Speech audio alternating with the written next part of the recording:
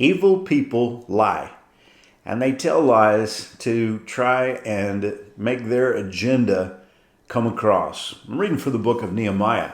And Nehemiah encountered a lot of resistance when he returned to the land of Judah to rebuild the walls of Jerusalem. One of his enemies that he encountered was a fellow named Sanballat.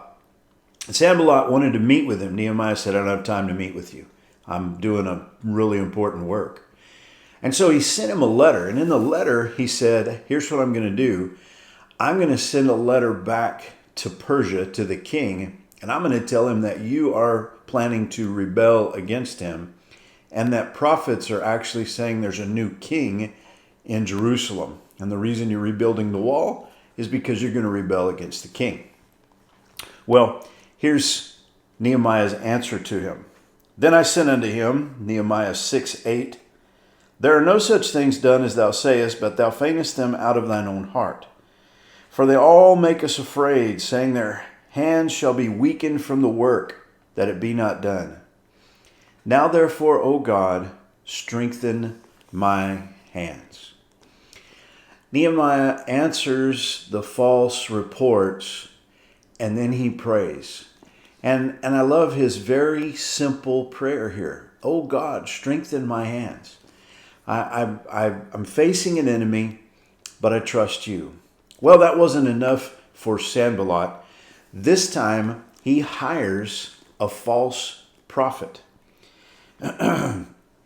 Afterwards, I came into the house of Shemaiah, the son of Delaiah, the son of Mehetabeel, who was shut up, and he said, let us meet together in the house of God within the temple, and let us shut the doors of the temple, for they will come to slay thee. Yea, in the night will they come to slay thee. And I said, should such a man as I flee? And who is there that, being as I am, would go into the temple to save his life? I will not go in.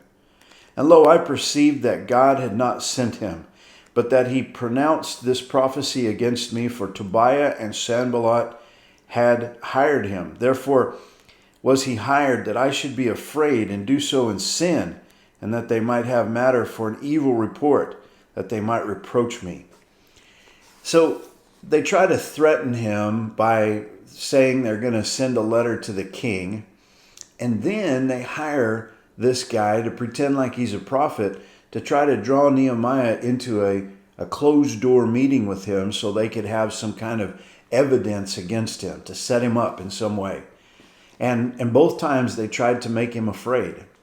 We're going to tattle on you. We're going to tell the king on you that you're doing something that's rebellious against the king.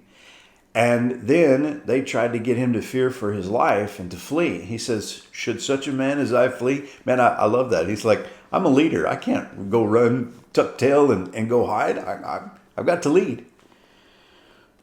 And then so once again, he's going to pray. Verse 14, my God, think upon Tobiah and Sanballat according to these their works, and on the prophetess Noadah and the rest of the prophets that would have put me in fear.